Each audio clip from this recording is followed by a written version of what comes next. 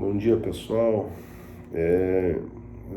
Fazendo aqui o vídeo sobre os princípios de proteção ao salário, vamos nos recordar de que já havíamos estudado remuneração e salário, então um resgatezinho, né? A remuneração é gênero, o salário é espécie, a remuneração ela compreende o salário em todas as suas modalidades, o salário fixo, o salário variável, o salário em espécie, o salário in natura, o salário misto, e também está compreendida na ideia da remuneração a gorjeta, com as suas classificações, as gorjetas diretas, indiretas, as gueltas, que são reconhecidas pela jurisprudência do TST, já também abordamos o tema. Depois, nós dissemos que está compreendida na ideia da remuneração as gratificações legais, não é? Por exemplo, a gratificação de função. Os adicionais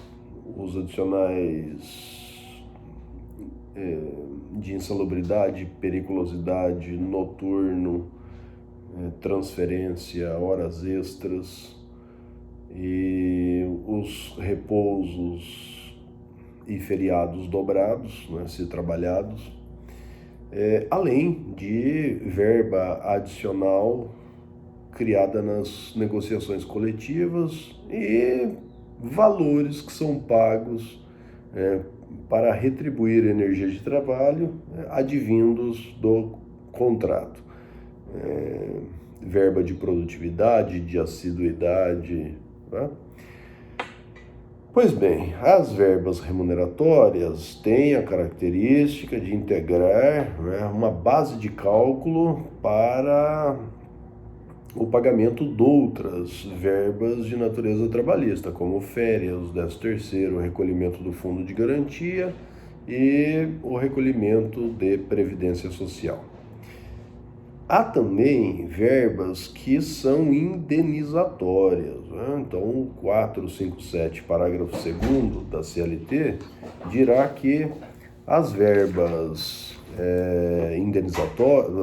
indenizatórias, elas não fazem parte da base de cálculo da remuneração para todos os fins legais. Então, o que seriam verbas indenizatórias? A legislação fala em diárias e ajudas de custo. Diárias são valores pagos por conta de eventuais despesas que foram realizadas ou venham a ser efetivadas pelo empregado por conta da prestação laboral. E as ajudas de custo, segundo a doutrina, caracterizam-se como um valor ressarcitório por despesa de transporte e mudança. Poderemos, inclusive, cogitar de valores de locação daqueles empregados que são transferidos, são destinados a uma outra urbe para execução do contrato de trabalho. Pois bem, essas verbas indenizatórias, elas não integram a remuneração, e são verbas de ressarcimento, não têm caráter retributivo. Bom, visto isso, nós passamos à categoria do salário stricto sensu. O salário tem previsão tanto na Constituição, no artigo 7º, inciso 4, onde observamos o dever de pagamento de um valor mínimo, vital, indispensável ao preenchimento das necessidades basilares da vida. Podemos dizer que a Constituição ela marca aquilo que é básico e indispensável através de uma descrição, tal como moradia, alimentação, educação, saúde, lazer, vestuário, higiene, transporte e previdência social. Então, aquele valor de salário mínimo que depois foi trazido na legislação infraconstitucional, a Lei 8.222 de 91 define no artigo 7º, né, o salário mínimo como uma contraprestação mínima devida e paga do empregado ao trabalhador, né, por um dia normal de serviço capaz de satisfazer as necessidades basilares em qualquer região do país. Nós sabemos que o salário mínimo, né, de abrangência nacional, ele coexiste com o salário previsto no inciso 5 da Constituição, artigo 7º, inciso 5, que prevê o piso estadual dos salários. O Paraná tem o dele, o Rio de Janeiro tem o dele, São Paulo o seu, né?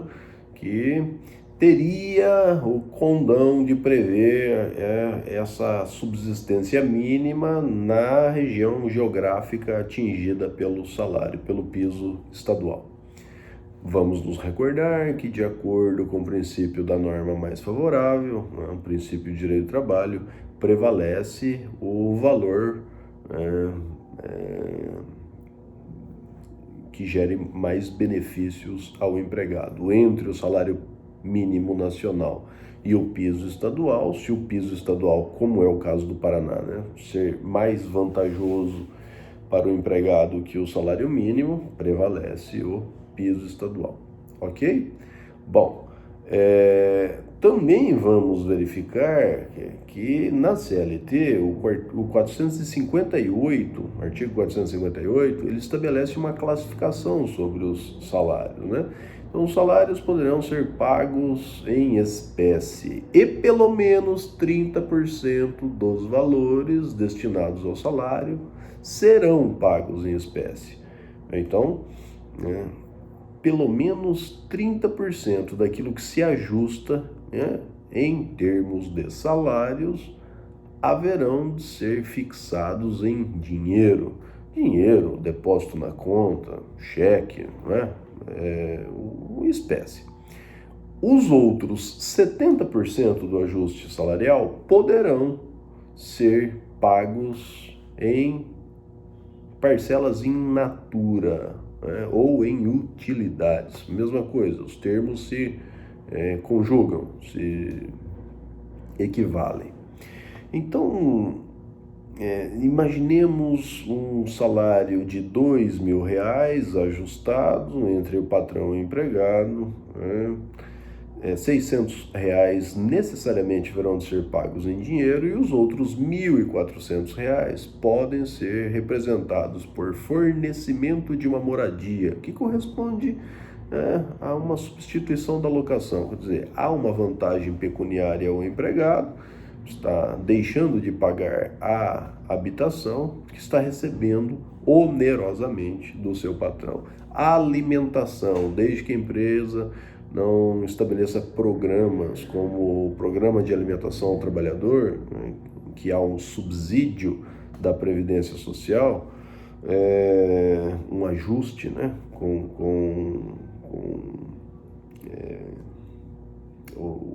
os órgãos governamentais, Poder Executivo, é plenamente admissível que parte do salário seja representado por fornecimento de alimentação, tá? Que são, então, tanto a alimentação quanto a moradia são formas de prestação in natura que tem previsão, inclusive, na legislação.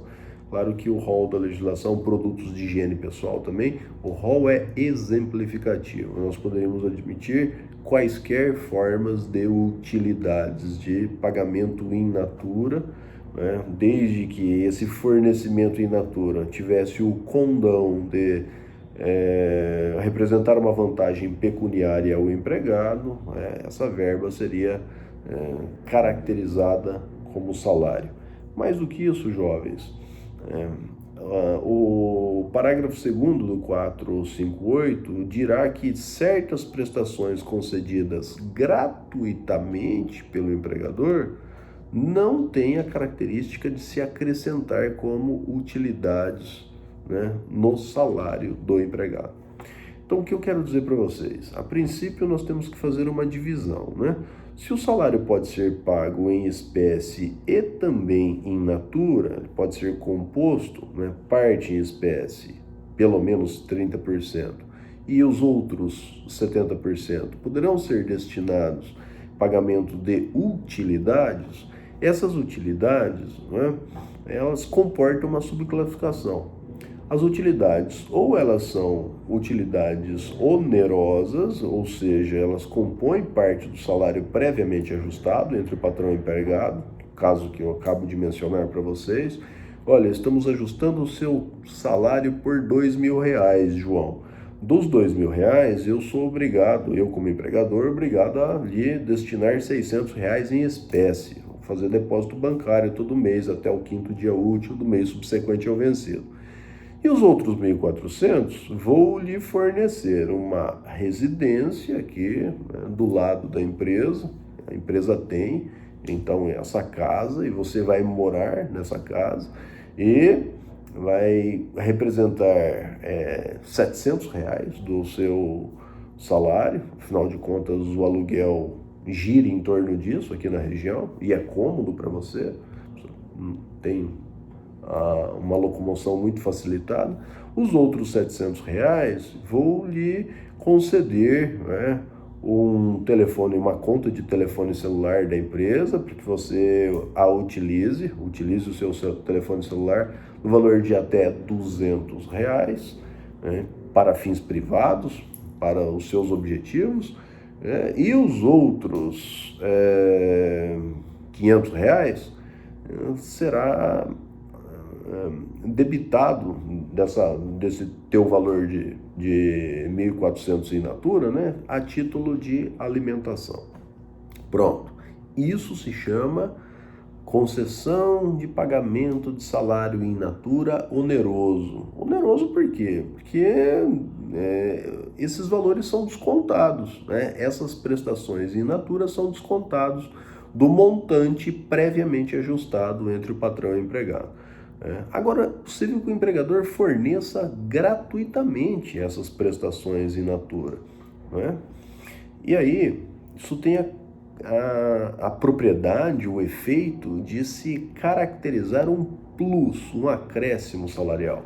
Então vamos imaginar o seguinte, eu dou aulas ali na Faculdade de Maringá, recebo um salário, né, em espécie, R$ 2.000, e não obstante, ainda tenho uma conta gratuita na cantina para me satisfazer com o café da manhã.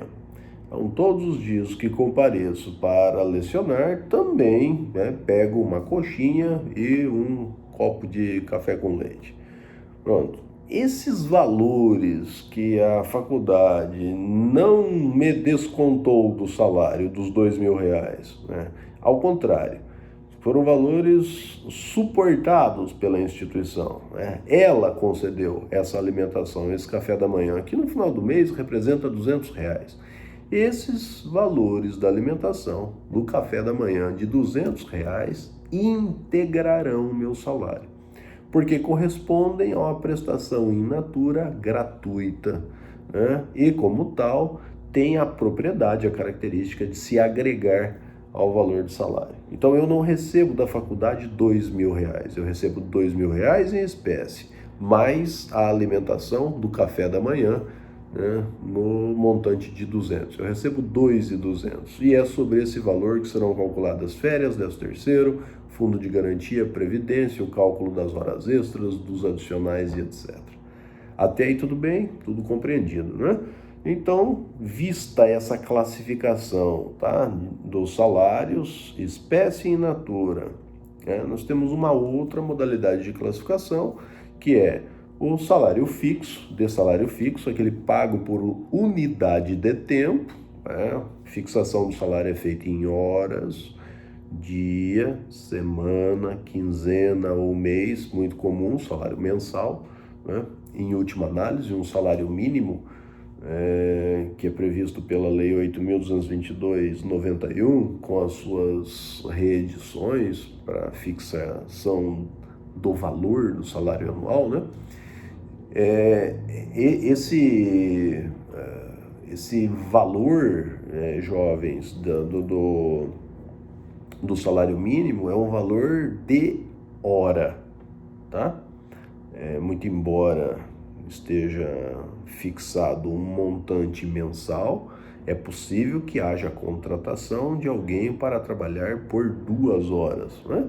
E o valor será o da divisão do salário mínimo proporcional às 2 horas, recordando-nos de que um mês, por presunção legal, né, tem 220 horas, tá? Então, há uma presunção do artigo 76 da CLT e seguintes, dizendo que o salário mínimo ele incorpora as horas efetivamente trabalhadas, o tempo à disposição, inclusive as horas que não foram trabalhadas, em que o empregado se encontra à disposição do patrão, incluindo os repousos semanais remunerados, é o que tem discriminado lá na Constituição, no artigo 7º, inciso 15, né?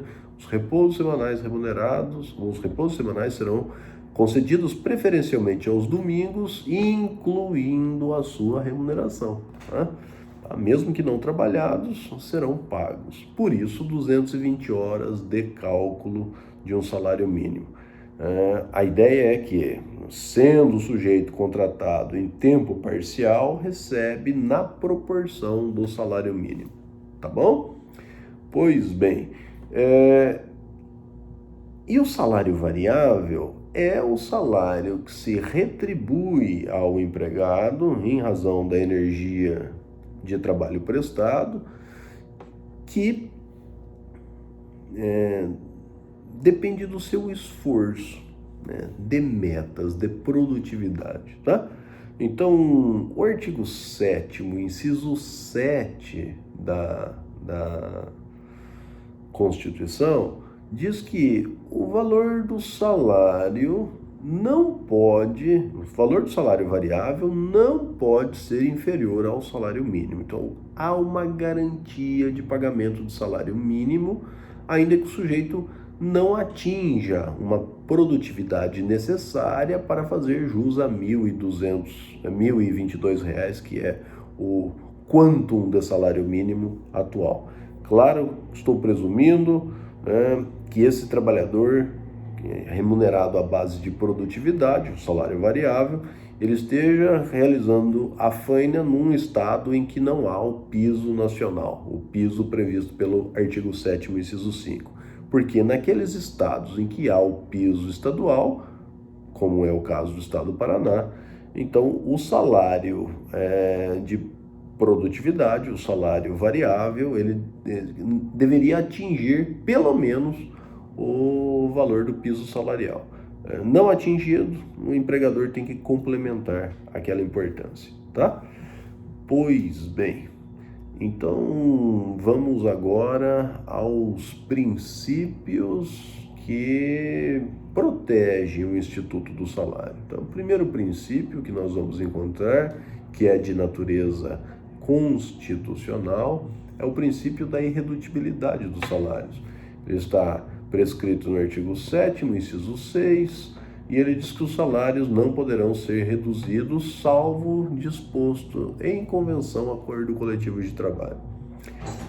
A princípio, jovens, esse valor do salário, ajustado entre o patrão e o empregado, que deve ser de, no mínimo, o valor do salário mínimo, ou do piso estadual, e se for majorado de acordo com a norma mais favorável, então prevalece a vantagem pecuniária ao empregado. Quer dizer, se o cara ajustou em R$5.000 o salário com o seu empregado, ele deverá manter esses R$5.000, né? E esses valores não poderão sofrer redução, né? É o que diz a Constituição Federal. E, não obstante, abre-se uma exceção, e a exceção é a possibilidade de redução via negociação coletiva. A tratativa entre as entidades sindicais admite a redução do salário. Ou seja, se o sindicato que protege os interesses dos empregados firma uma negociação, seja com o sindicato que representa as empresas ou diretamente com a própria empresa, a redução de salários é admitida. Recentemente, em razão das pandemias, nós observamos a possibilidade de esses ajustes de redução de salários de até 25% serem feitos pela via particular, a via contratual. Patrão e empregado, diretamente, independente da entidade sindical, poderão reduzir os salários. A última MP, a 937, ela deixa isso muito claro.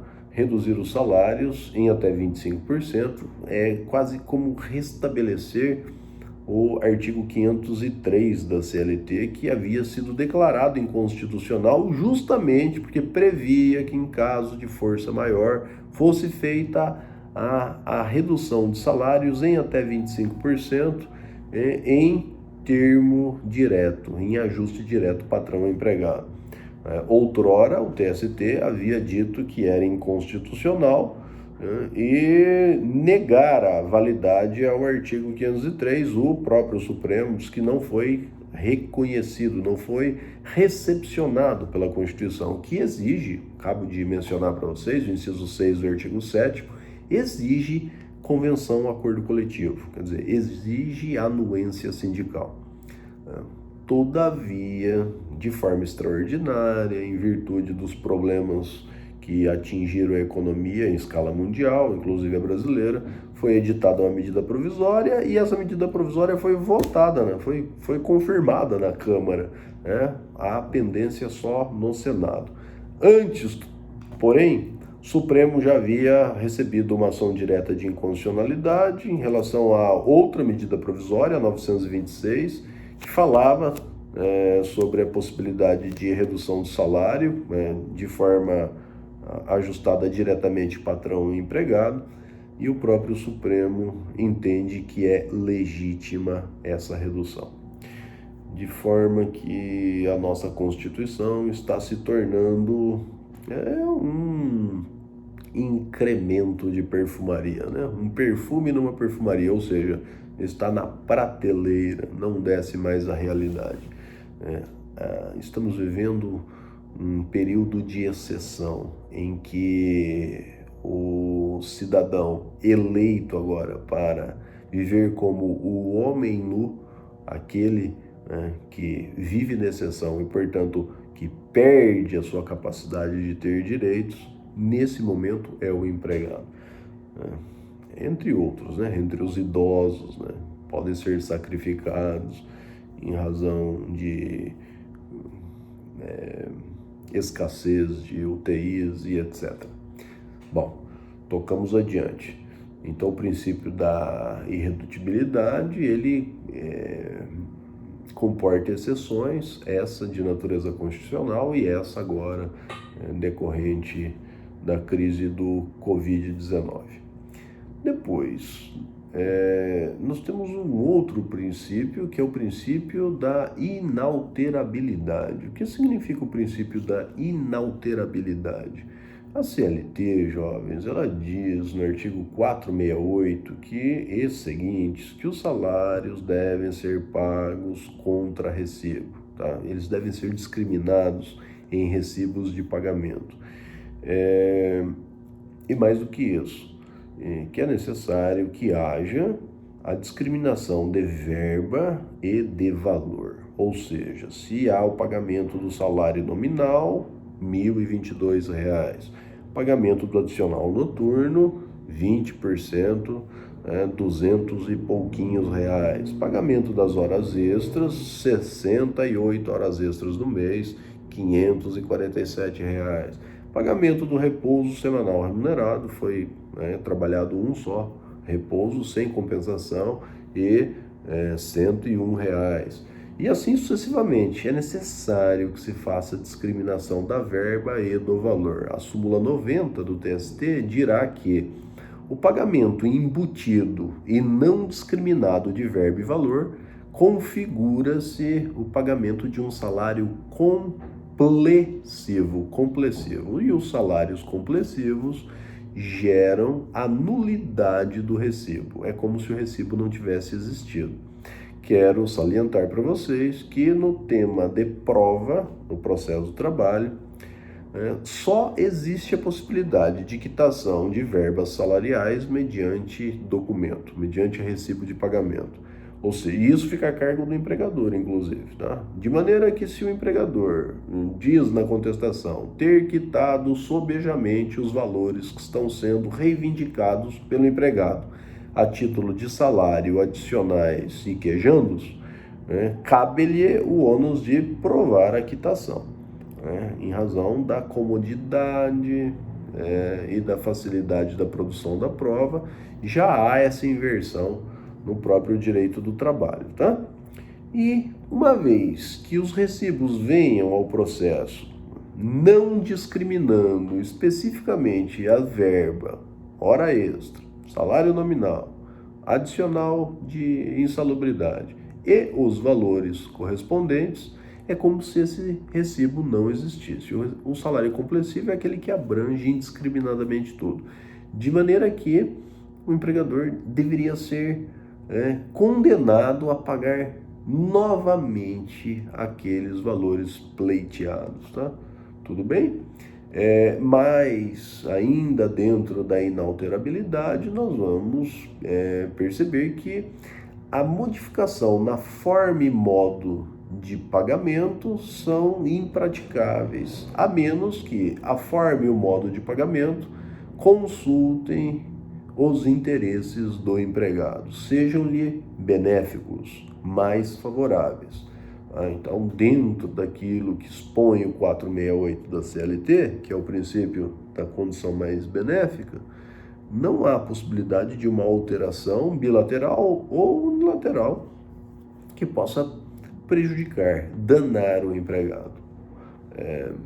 Dou-lhes o exemplo: o sujeito está recebendo um salário fixo de R$2.000, a proposta é que ele receba agora salário variável, cujas vendas dos últimos 10 meses, de acordo com planilhas demonstradas pelo empregador, chegariam aos mesmos R$2.000, né?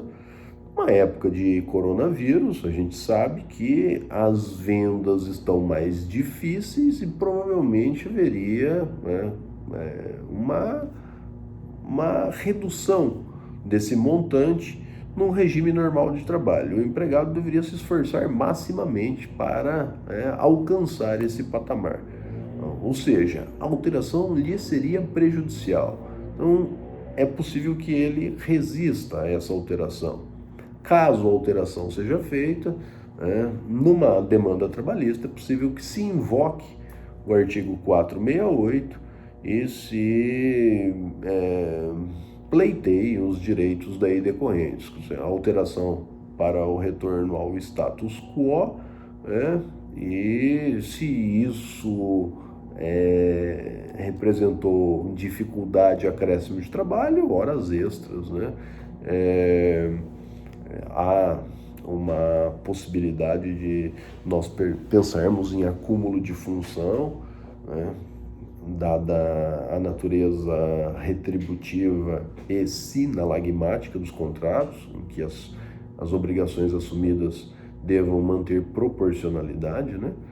Então, se houve um esforço muito maior, esse caráter sinalagmático ele é rompido com a possibilidade de um empregado reivindicar um acúmulo de funções e um acréscimo salarial por conta disso. Tudo bem? Tá? E finalmente, se o salário é fixado em espécie, a alteração para um salário utilidade poderia ser admitida em tese, desde que isso representasse vantagem para o empregado. Tá? Essa é a ideia da inalterabilidade. Outro princípio é o princípio da intangibilidade dos salários. Os salários são, via de regra, intangíveis no sentido de que não pode ser autorizado o seu desconto. São insuscetíveis de descontos, salvo aqueles que estejam expressamente ressalvados na legislação. Então, eu passo para vocês alguns descontos que são ressalvados na legislação. O primeiro desconto autorizado é o desconto da Previdência Social. O segundo desconto é o desconto do imposto de renda. Já ouviram falar no imposto de renda retido na fonte, né? Então, Previdência Social, imposto de renda são descontos legítimos previstos em legislação. Terceiro desconto é o desconto dos empréstimos consignados. Tem sido admitido já desde 2003 a possibilidade do abatimento de valores de empréstimo, né, numa convenção, num ajuste estabelecido entre a financeira, o agente financeiro, o empregado e o empregador. Também é possível, de acordo com a súmula 342 do TST, descontos, desde que haja uma autorização prévia, para assistência odontológica, médico-hospitalar, seguro, previdência privada, entidade cooperativa, cultural ou associação recreativa. Então, isso é possível desde que não haja nenhuma coação por parte do empregador em relação ao empregado para assinar o documento que autoriza o desconto. Saibam que, havendo retenção dolosa de salários, de acordo com o artigo 7º, inciso 10 da Constituição, haveria um crime de retenção dolosa de salários, né, com descrição na própria Constituição Federal.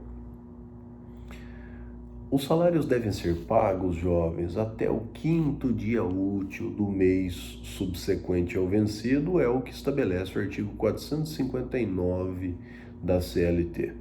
Tá? Então, uma vez que haja o fechamento do mês, o encerramento do mês, gera-se o direito subjetivo ao salário, mas o seu pagamento, de acordo com a legislação, deverá ser implementado até o 5º dia útil do mês subsequente ao vencido. As comissões, elas seguem um critério próprio, né? De acordo com a Lei 3.207 de 1957, 3.207 de 57, é possível que as comissões venham a ser pagas de acordo com o recebimento pelo patrão, pelo empregador, daquilo que o empregado vendeu ao cliente. Então, o empregado, ele faz vendas aos clientes da empresa a qual está vinculado. Esses clientes vão fazendo o pagamento das mercadorias e isso vai gerando direito às comissões e elas vão sendo pagas, então, depois de ultimadas essas transações respectivas, tá bom?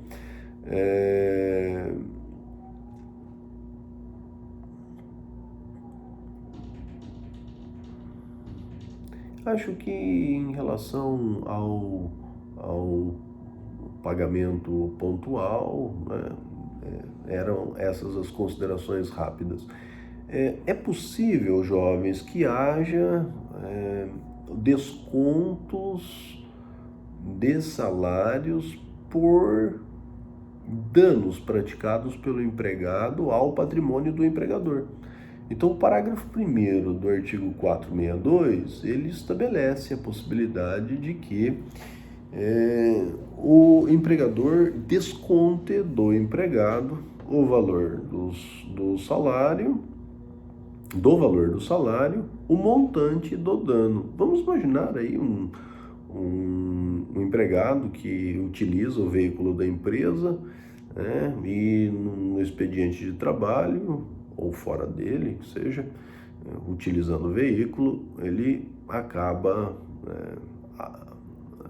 se envolvendo num acidente de trânsito e, por conta disso, o empregador pode fazer o desconto. Vamos lá, o desconto será independente de autorização se o dano foi gerado por dolo do empregado.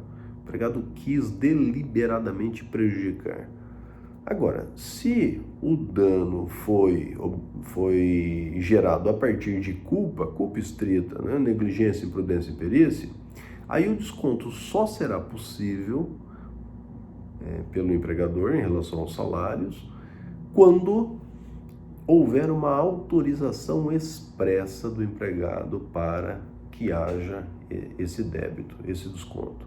Né? Não havendo a autorização, na hipótese de dano culposo, não se faz o desconto sobre o salário.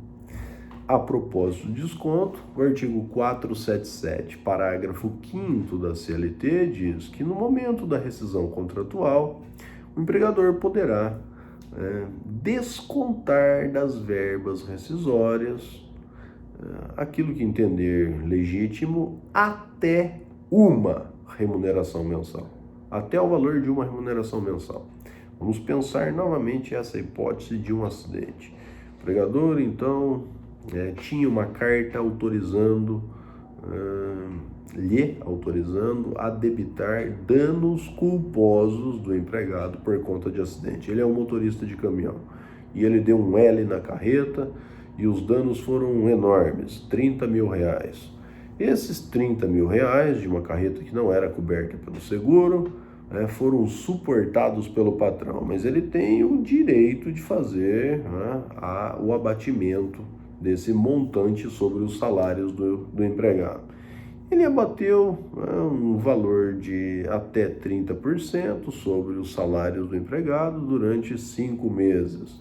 Então isso significou um abatimento, eu não estou aqui com matemática precisa, vamos imaginar que isso tenha gerado um abatimento de R$7 mil. Restam-lhe ainda R$18 mil para serem recebidos. E ele acaba dispensando o empregado. Há uma dispensa, independente do motivo, sem justa causa, por justa causa, ou até um pedido de demissão. É possível que o empregador, ali no termo rescisório, ainda credor de R$18 mil, ele abata até o valor de uma remuneração. Pensássemos nós que esse empregado recebesse R$5 mil de salário variável, mais horas extras de R$2 mil, R$7 mil, e reflexos em outras verbas, em repousos feriados, mais R$1.000, R$8 mil. Então, salário de 5, mais 3 das horas extras, mais 1.000 dos reflexos. Então, 5 mais 3, 8, mais 1.000, 9. R$9 mil. Esse é o valor de uma remuneração mensal. Lá na rescisão contratual, é possível que do valor das férias, do 13º, do aviso prévio, do saldo de salário, seja abatido até R$9 mil, que é a remuneração mensal que esse sujeito recebe. Essa é a autorização prevista e expressa pelo artigo 477, parágrafo 5º da CLT. Tudo bem? Então, os descontos legais foram discriminados aqui para vocês, no princípio da intangibilidade. Vão se recordar, nós falamos lá quando tocamos no assunto da subordinação como elemento que caracteriza o empregado e também o empregador, que é aquele que dirige a prestação pessoal de serviço. Eu cheguei a mencionar para vocês que não é possível penalizar os empregados, aquele que detém o poder de subordinar, que é o patrão, ele não pode penalizar empregados com descontos salariais, né? A única possibilidade de desconto é o desconto no caso de falta injustificada. Os doutrinadores chegam a dizer que aí não seria propriamente um desconto, que seria uma não geração de valores pela ausência de trabalho. Se o trabalho ele gera uma contraprestação pecuniária, a ausência de trabalho não gerou salário, né?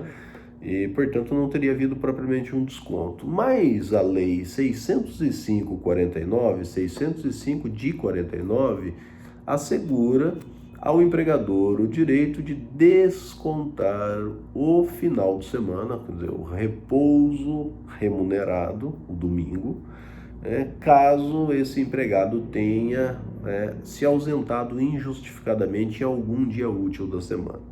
Então ali também existe a possibilidade de um desconto expressamente previsto pela legislação, tá? Desconto do repouso que deixa de ser remunerado no caso de ausência injustificada em um dos dias da semana. Bom, essas eram as considerações que eu teria para fazer sobre os princípios do salário. Há um último princípio, jovens, que é o princípio da equiparação salarial. Esse princípio, todavia, ele vai deflagrar uma categoria própria do direito, né, tratada no artigo 461 da CLT. O 461 da CLT, né, que no plano infraconstitucional resguarda o direito à isonomia de tratamento, que é previsto na Constituição, tanto no artigo 5º, caput, né, ninguém será tratado com desigualdade em razão de sexo, raça, cor, credo, convicção, isso vale também para o ambiente de trabalho. E os incisos 30 e 31 do artigo 7º, que prevêem a isonomia de salários, independente de sexo, cor, raça, credo, convicção, inclusive com um destaque especial aos portadores de deficiência física ou mental, tá? Que o texto consagrado pelo artigo 7º, inciso 31. Então, rapidamente, nós poderíamos dizer o seguinte: na forma do 461 da CLT, deixa eu abrir aqui o 461, ele foi reformado, né, recentemente.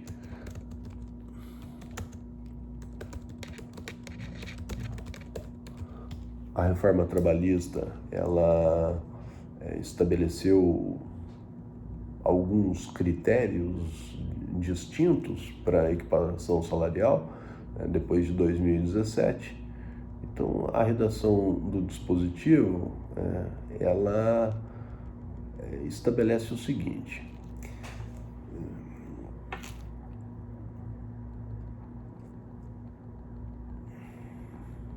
equiparação salarial é o direito que empregados têm de receber os mesmos salários, tendo uma identidade de função dentro da mesma empresa, estabelecida na mesma região geográfica, na mesma cidade, e que ambos os empregados tenham trabalhado simultaneamente, tá bom? Então, há elementos materiais, critérios e critérios formais para a equiparação salarial. Do ponto de vista, vamos começar com o formal, né, que seriam requisitos de natureza procedimental para pleitear-se o direito à equiparação. É necessário que o empregado, quando promove a reclamação trabalhista e invoca a identidade salarial para fins de receber o mesmo salário que um outro supostamente esteja recebendo a mais para realizar a mesma função, então é necessário que, em primeiro lugar, o empregado que diz estar recebendo menos, que se chama equiparando, ele decline o nome e o valor que aquele que ele diz estar recebendo a mais, o paradigma, esteja recebendo. Então seria mais ou menos assim: o reclamante vem informar ao juízo, mediante essa petição, que trabalhava na condição de motorista de caminhão truque na reclamada e, simultaneamente, trabalhava por lá o senhor Marco André Cunha, igualmente motorista de caminhão truque. Entretanto, o paradigma auferia 30% a mais do valor do salário em relação ao autor. Nós estamos informando ao juiz, isso é um critério formal, tá? O nome do paradigma, de quem ganha mais, e o montante que esse paradigma aufere a maior. Claro que isso vai depender de provas, nós já falamos que a prova dos salários compete ao empregador apresentar documentalmente em juízo. tá? Além disso, é necessário, necessário não, mas é interessante que nos requerimentos genéricos da petição inicial, o reclamante, ele solicite que o empregador apresente essa documentação em juízo, apresente os olerites de pagamento, tanto do equiparando, do reclamante, o autor da ação, quanto do paradigma, aquele que supostamente está auferindo a mais, para que seja absolutamente comprovada a diferença salarial que fere o critério de isonomia. Tudo bem? Tá, esses são os requisitos formais, né? A indicação de paradigma e de montante, o requerimento para exibição dos documentos na petição inicial. Agora, há requisitos materiais da equiparação salarial. Então, eu disse para vocês que é necessário que, em primeiro lugar, equiparando e paradigma realizem a mesma atividade, a mesma função. Essa é uma exigência. Eu gostaria de consignar que função é diferente de cargo. Tá? Função é o que, de fato, ambos realizam, como munus em cargo profissional, enquanto o cargo é aquilo que está registrado, consignado na carteira de trabalho. Nem sempre aquilo que está presente na carteira corresponde efetivamente ao exercício funcional, seja do equiparando, seja do paradigma. É possível que um equiparando, aquele que diz que recebe menos, na carteira, esteja registrado, consignado como cargo, o munus de auxiliar. E, na prática, efetivamente, esse sujeito esteja desenvolvendo a função de motorista, né? Não era um ajudante ou auxiliar de cargas, era um motorista de fato.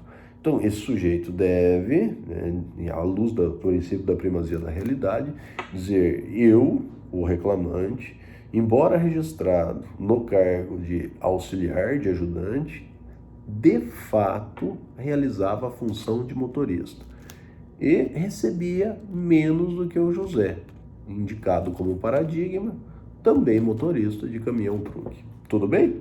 Tá? Mas não é só o fato de exercerem a mesma função que já garantiria ao equiparando o direito à isonomia salarial. É necessário que, ao desempenhar a mesma função, equiparando e paradigma, realizem o trabalho com o mesmo esmero, com a mesma perfeição técnica, então na mesma qualidade de serviços prestados e também na mesma quantidade. Tá? Tudo isso levando em consideração o homem médio, tá? As expectativas médias de realização do serviço. Não precisa ser absolutamente zeloso, nem absolutamente um super-homem trabalhador. Dentro daquilo que se espera da média, é possível que o equiparando faça jus aos salários do paradigma. Tá? Quantidade e qualidade mediana produzidas asseguram o direito à equiparação salarial. Também será necessário, jovens, que o equiparando e o paradigma realizem os serviços dentro do mesmo estabelecimento. Essa foi uma alteração, diria, ominosa, uma alteração horrível feita pelo legislador, porque a Lures era necessário que equiparando e paradigma estivessem realizando o trabalho na mesma função, com a mesma perfeição técnica e mesma quantidade de trabalho, dentro da mesma empresa, mas não do mesmo estabelecimento, o que significaria dizer que, se empregado, se equiparando e paradigma, se estivessem realizando o trabalho com identidade funcional, um na filial e o outro na matriz, dentro de Maringá, os dois deveriam receber os mesmos salários. Agora não é mais assim. É necessário que os dois estejam desenvolvendo a função de balconistas, caixas, dentro da mesma agência bancária, né? Ainda que um trabalhe no Banco Itaú Maringá Velho e o outro Banco Itaú centro da cidade, eles não teriam direito à identidade salarial porque trabalham em agências distintas, em estabelecimentos distintos, ainda que na mesma cidade. Então houve um rigor da legislação, que é um rigor injustificável. Afinal de contas, jovens, quando nós estamos falando em isonomia salarial, nós estamos tentando resguardar a mesma base orçamentária, para os dois trabalhadores. E essa base orçamentária não vai se alterar porque um trabalha no centro, o outro na periferia, né? É lamentável que tenha havido essa alteração. O segundo requisito é que essa empresa esteja localizada na mesma cidade. Ele é desnecessário, porque se está no mesmo estabelecimento, seria a mesma cidade, né? E terceiro requisito é que tenha havido simultaneidade na prestação de serviço, né? Então a súmula 6 do TST, ela assegura que a equiparação é admitida em circunstâncias nas quais equiparando e paradigma tenham trabalhado, ainda que por um curto período de tempo, juntos. O fato de o paradigma ter trabalhado antes, ter sido dispensado, e o equiparando contratado logo a seguir, com um salário menor, não lhe assegura o valor do benefício salarial do paradigma já dispensado. Agora, se o paradigma estava de aviso prévio, cumprindo o aviso, já saindo, e o equiparando já começou a trabalhar naquele período, o equiparando faz jus ao salário do paradigma, tá?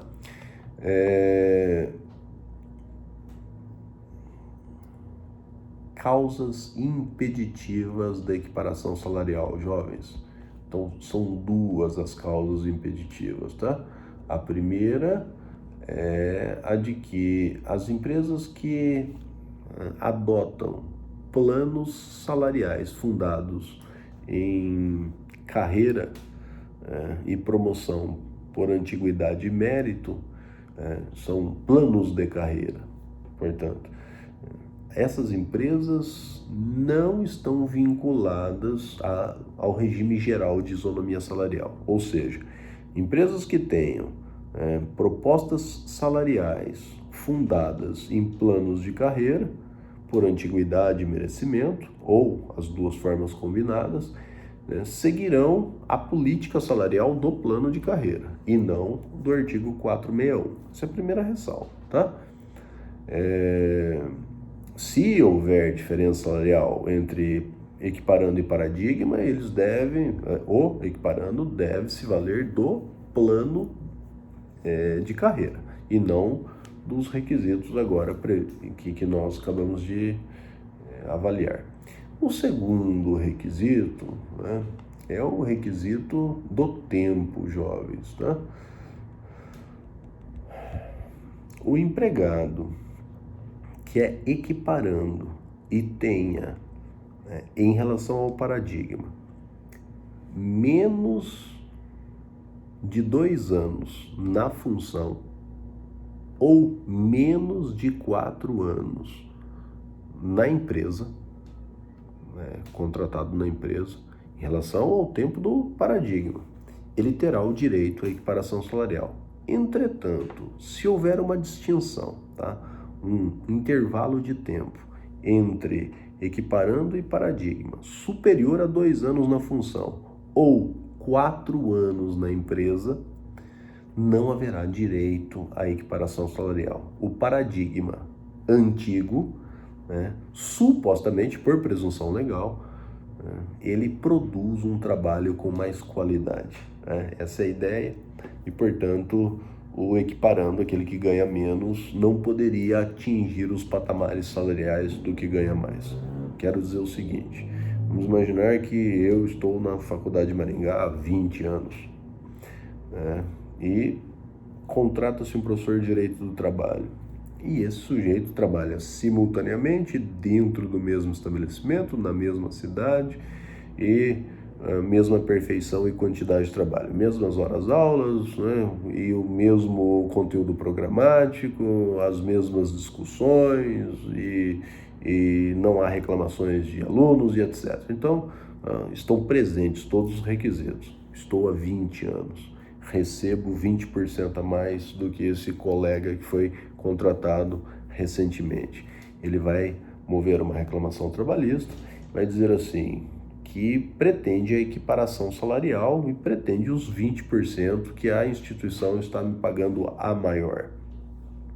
E a instituição pode apresentar uma defesa, contestar o pedido e dizer assim, o paradigma declinado está no cargo, na função, perdão, e no emprego, na empresa, há 20 anos. Quer dizer, há uma diferença de tempo superior a 4 anos, superior a 2 anos na função, superior a 4 anos na empresa.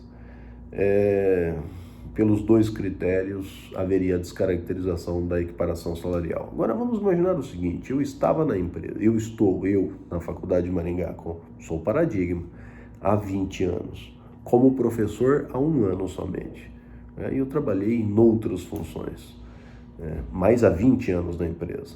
E ainda assim, o equiparando não teria o direito à equiparação salarial. Embora não exista uma diferença entre funções, professores, superior a 2 anos, porque eu estou trabalhando há 1 ano como professor e ele está trabalhando há 1 mês. Então a diferença não é superior a 2 anos. O fato é que na empresa eu estou há 20 e ele está há menos de 1 ano. Então entre nós há uma diferença de 19 anos, né, na empresa, no contrato de emprego. E ele também não terá direito à equiparação salarial.